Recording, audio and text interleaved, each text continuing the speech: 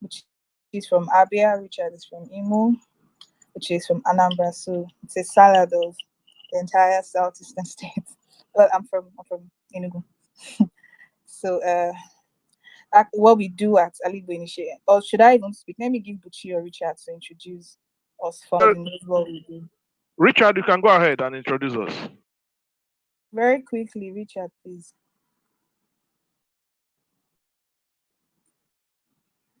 Concise.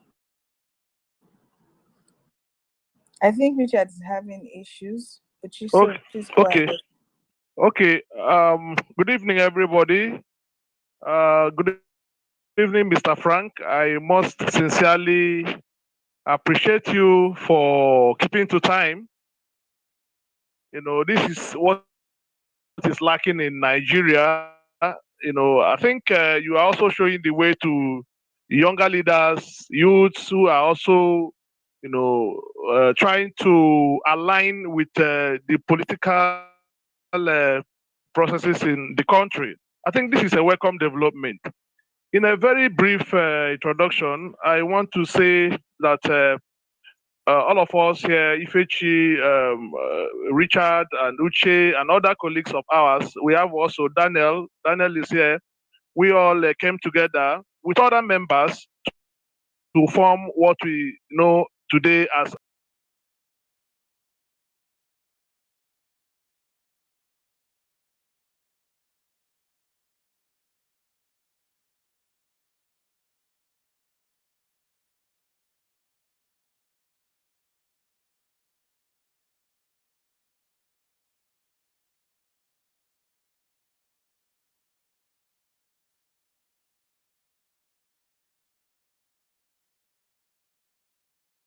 We are trying to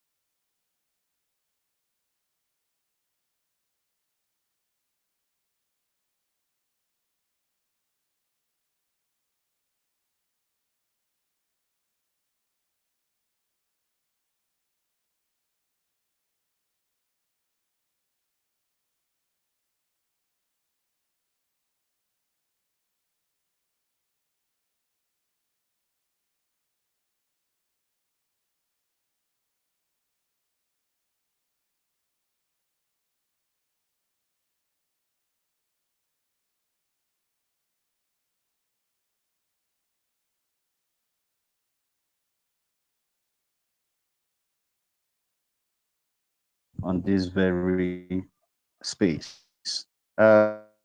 Welcome, Richard and Buchi. I think so. Ifechi, you can go ahead.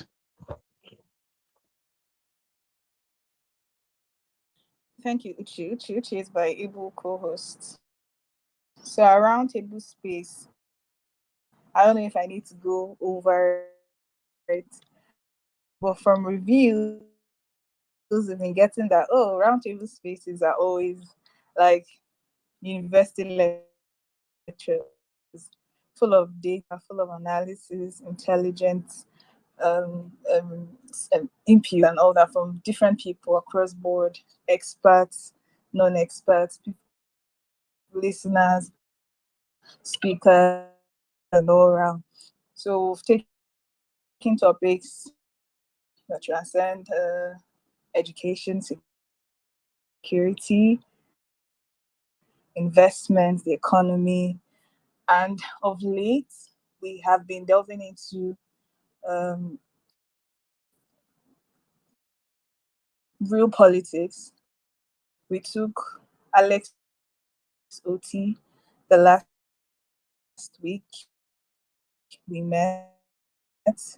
We're trying to assess candidates.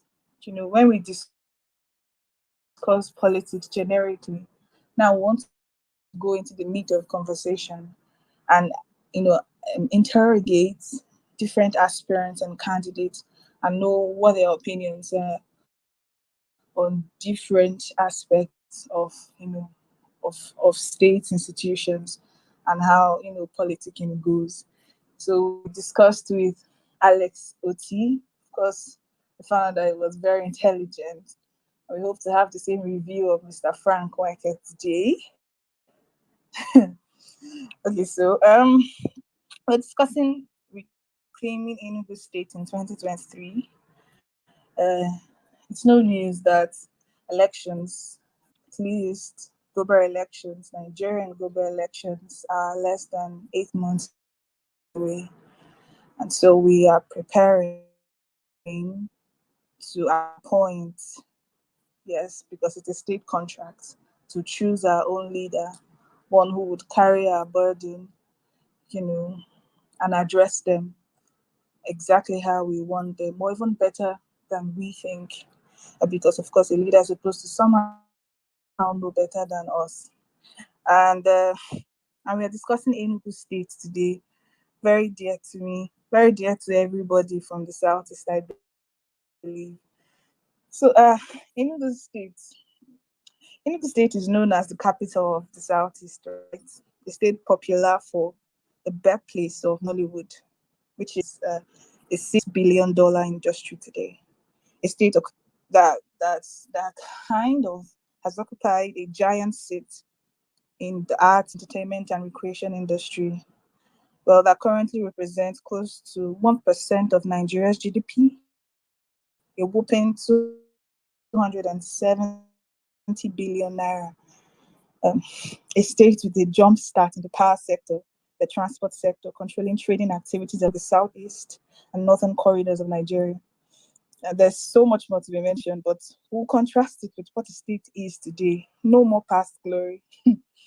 So presently, it's a state with the highest concentration of university graduates and youths, recording a high 58.1% poverty rate, sadly, and about 32% unemployment. We call it agricultural potentials. It's a thoroughly subsistential agricultural economy relying on farm proceeds from even the north to survive. With about 100,000 out of school children. Oh, there's more actually to that number. Primary school teachers are currently on strike, so our children are at home. They're not going to school. So, so we have university students at home. We also have our primary school pupils at home. So with a state with a water crisis, where the average household must rely on tankers every day. Oh well, rainfall. Okay, so from 1999, Chimaroke Namani, Sullivan Chini, Fine Wine have led the state, and we are here to decide who leads us from 2023. I don't need to overstate the obvious of how direly important this next election is. We'll see it today as we discuss with a candidate of the political party APGA, Frank Nweke Jr. So you're welcome once again. It's good to have you. So my first question I always throw at any candidate or anybody aspiring political position is what's leadership to you? You how many times you'll be running for to lead the people of Enugu State? Please help me, sir. Okay, well, this is my first time of running for the office of governor of Enugu State. I did try my hands. This is my first time, yes. Okay. Oh, okay. So why do you have the burden to lead the people? Why do you want to be Enugu State's next governor? What's leadership to you? First of all, thank you so very much. I mean, I am really, really pleased to have the opportunity to interact with citizens of goodwill, citizens who are interested in good governance, citizens who are interested in what is happening in their environment. Those who believe that leadership and followership is shared responsibility, and that if followers would be good followers by really taking interest in what is happening in their environment, in their state or local government or at the federal level, that perhaps we would have gotten better leadership, by this time in our country or in various states of Nigeria. And so I'm really delighted about this new citizen consciousness, this new political consciousness, where everybody is saying, look, you know what, enough is enough. Let us begin to interrogate the individuals who seek to lead, individuals who want to come into these positions. And so I'm really, really delighted about this initiative. Young professionals within in our country, all over, a lot of things are happening. And so for me, I like to keep it simple, right? I always like to make the distinction between between leadership and authority.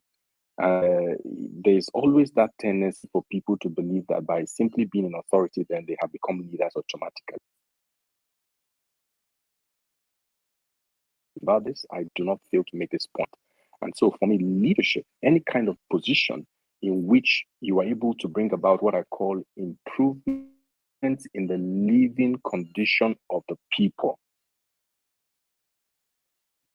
that means that you are exercising leadership. So I'm going to make the point tonight that a position of authority is not a permanent position of leadership, even though our people often mistake it that way. And so exercising authority, because you are in the office of governor, is what it is, exercising authority. But if you bring about, say, improvements in the educational outcomes, be it at the primary level, be it at the secondary level, at the university level, because you're governor, then you have exercised leadership in that sector, in that education sector. And so if you bring about, say, improvements in this if you resolve the water crisis in the state of Enugu, for instance, in your position of governor, that means that you've exercised, leadership, because you brought about is life. What can any state be? What society exists without water? Even if you have to go 100 miles to go and look for it, water is so critical to human survival. So if you're able to resolve it, thereby bringing about improvements in the living condition of the people, then you have exercised leadership. So for me, that is what leadership is about. It's about bringing about change. It's about bringing about improvements on a constant basis. And it is not only those in political authority that can exercise leadership. In even interrogating candidates preparatory to a national election, you're actually exercising some form of leadership, because what you're trying to do is that you're trying to make sure that ultimately that you help the majority of citizens to actually make an informed choice based on those who are able to really give account of what their agenda is based on their track record. You're actually bringing about some improvements in society. So, in a nutshell, this is what leadership is to me. Okay, thank you. I think there's a point many people miss out when they are defining leadership, and of course, the question was in context of leading Enugu State people, the ability to spot talent and to fix them areas where they are most efficient. At the end of the day, you're president, you're governor, but you can't be everywhere. You're not ubiquitous. You. So the ability to appoint people. So today we are saying, okay, Enugu is very dirty today. Enugu doesn't have water today. I will point to Fine Ugwine, the governor. But at the end of the day, there's someone in commissioner or other agencies that are there who somehow are laid back or do not get any share of the blame simply because the people like to just go straight to the leader. But I think something we should kind of note is or so that in our definition, it's important to include it in our definition so that we hold you responsible for the kind of people you place in point of authority too. If you're selecting commissioners for whatever, you're responsible for them, recognizing talent and making sure that they're up to speed or efficient. You understand, Mr. Frank? Yes, I completely understand, and you are very, very correct. But let me make a few points, right? Number one is that there's something called executive responsibility. You are the one as an individual. So the current governor of Enugu State put himself forward. He must embrace what I call executive responsibility. If I'm elected governor tomorrow, by God's special grace, I will accept full executive responsibility, having put myself forward, having sold my agenda to the people of Enugu State and employ me as their governor. I would embrace executive responsibility. And now let me say, flowing from that you can delegate authority, but you cannot delegate responsibility. And so, if I have opportunity to work with me as members of my team and as members of my cabinet, if rather than consider competence, I become parochial and look for my brothers or my sisters, or my kinsmen and my kinswomen, if rather than become parochial, I'm looking for my whatever friends and people who do not have the skill, but simply because they are friends or they are associates over the years, then you must understand the risk that you run, which is that at the end of the day, you will have to take full responsibility for the implementation of your agenda or lack thereof. And therefore, and that's the way an important way to measure the intelligence of any human being is to consider the quality of people around him to take issues. And so today, in this state, the poor state of general infrastructure, the poor insecurity, all of this, they point to only one thing, right? These were choices made. And the person who made that choice and his party must take full responsibility for the choices that they made. So I completely agree with you, but I hope that you would understand some of the points I just made. Of course, I understand. Maybe let me stretch it just one more time. So you're talking about you being responsible for the kind of people around you. So imagine a group of professors with the tag disciples of Frank Nweke and inscribed on their caps and their shirts. And a lot of students coming from Institute and UNN, with the tag followers of Frank Nweke coming to sing your praises every 4 market days in the state house. So would you take responsibility for it as a leader, or you blame it on the kind or the mentality of the people? Well, Claire, I know one of the things that one of the areas that have thrived under the current administration in the state is this ministry, in quote, of psychophancy and praise singing and billboard mounting. Well, these are choices that leaders make. But I believe that your body language, what you project, is what would encourage people to either endeavor, try to kiss your feet, or tell you that your robes are the best, even if you are dancing naked, or if they know you're a serious-minded person. And everyone people who know me closely, with every sense of modesty, I believe they will all attest to the fact that I'm a very serious-minded person. There's work to be done in this state. I don't believe that under my administration that there will be room for that level of sycophancy and mediocrity. It is not going to happen, and the people will be well advised to avoid things like adverts on birthdays, adverts at every opportunity. Even when you're doing your work, everybody's singing and whatever else. All of these things are going to be things of the past. They are not productive, and it is very easy for people to get confused. People who don't have the character, people who don't have the integrity. It is so very easy for them to get confused by these kinds of praise singing. The state of affairs in this country today, in our state today, even in fact the entire country, to my mind, gives no room for such praise singing. And I personally will not be associated with it as a governor of Enugu State. Okay. I'm actually tired of the billboards in Enugu State. So that was a very personal question. I'm sure everybody's tired already. But okay, then going over to the next question. The second most important question I like to ask: what's your economic philosophy? What ideology do you lean towards? And I'm saying this, you can have a holistic economic philosophy, but in respect to Enugu State's economy and the priorities for the state economically, where do you lean? Okay.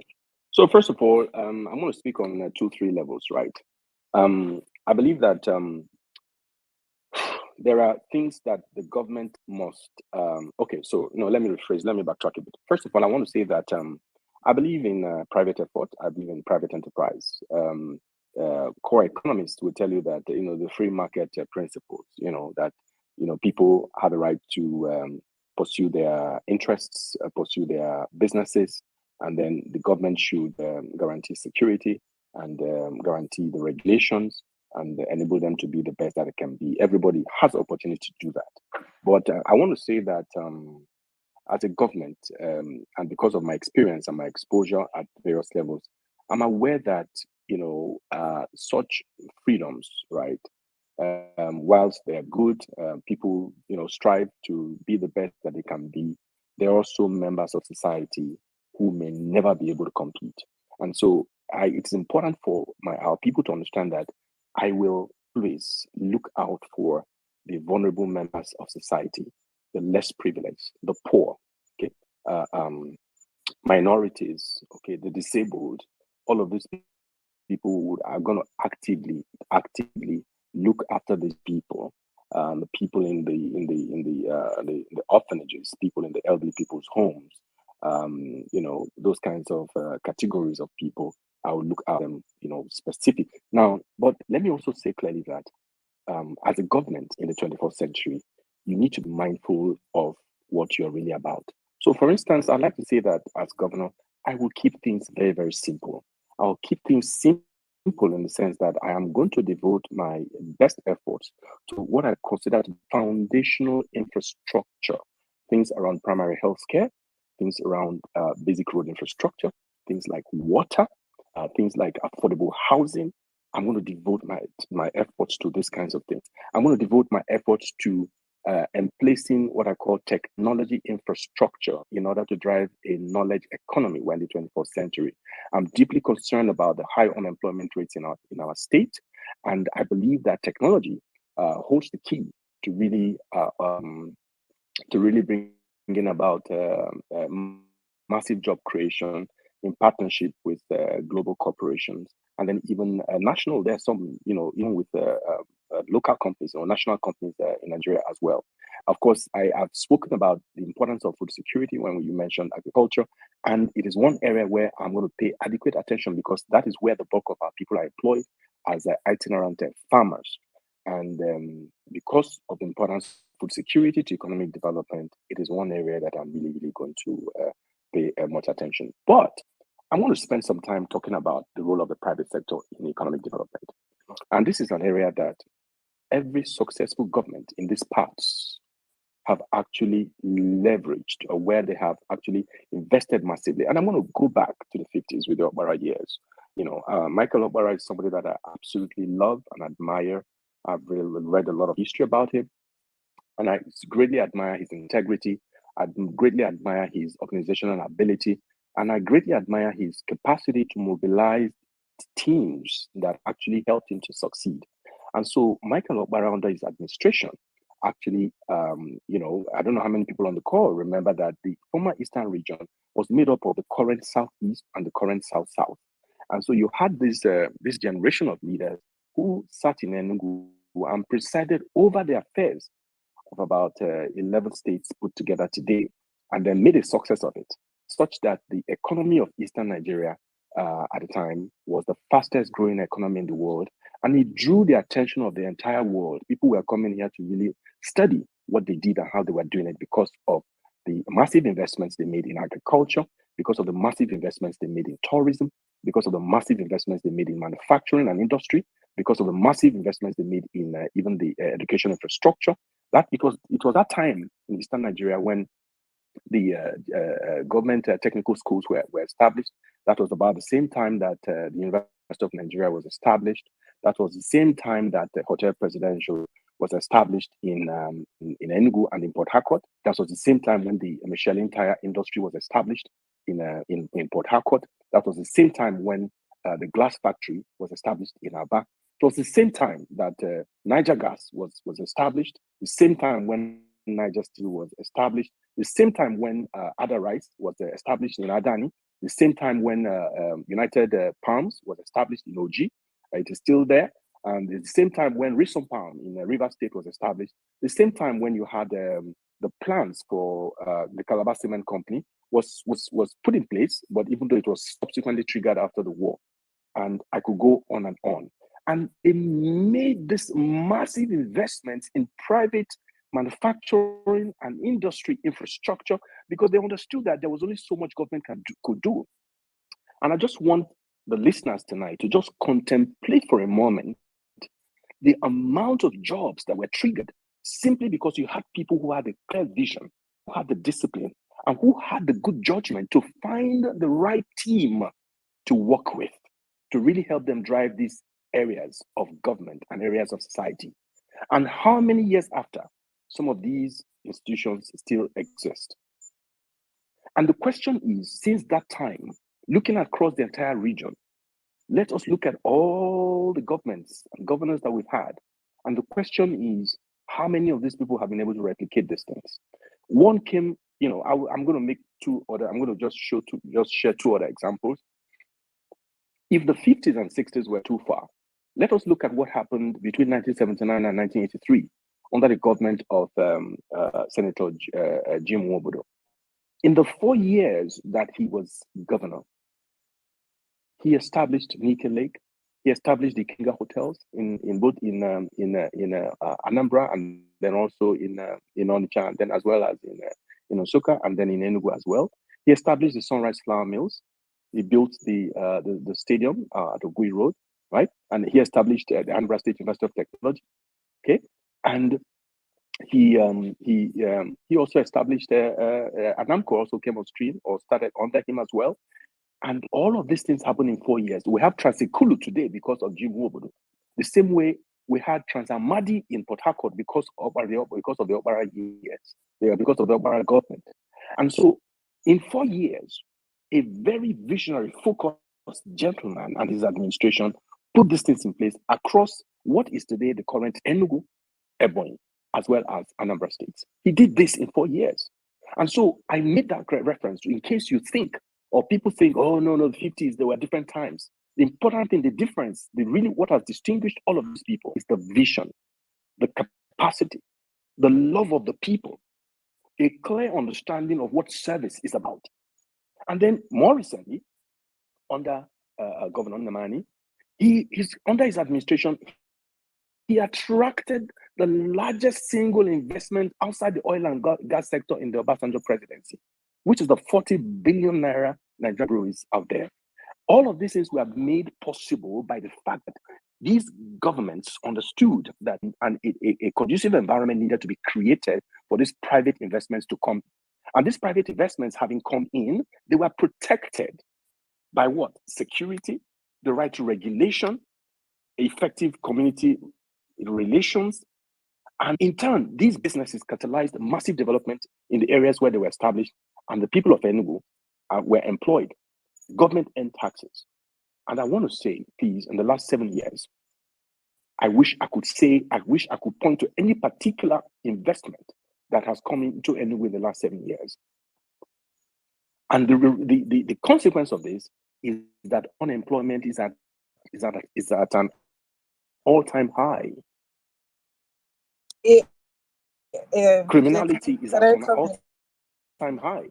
I think we're Yes. coming here because I think you're encroaching into the next question. Uche, you want to say something? Yeah, definitely. Okay, Thank go you so ahead. much. Yeah, thank you so much, Frank. You have really taken us to a very deeper part of this conversation. So let me take you back a little bit, where you mentioned executive responsibility, and you talked about how you know, the leaders are here to serve the people, and take absolute responsibility from everything that comes from it. And I'm sure you are prepared for, to govern Enugu. You are prepared to solve the problems. There are many of the problems bedeviling the Enugu today. And I want to believe that you understand fully the extent of this problem, so that you wouldn't come in and say, oh, you met so many rots. These things one after the other. I would like us to look at them. How well have you understood the problem that currently exists in Enugu? How well have you understood it? I would like to understand that. Then how well are you prepared to tackle this problem? We have many problems, many challenges that are facing Enugu today. But I think I believe that you are going to be focusing on some areas, that would trigger other areas. So what would you do in your first 100 days in office if you get elected?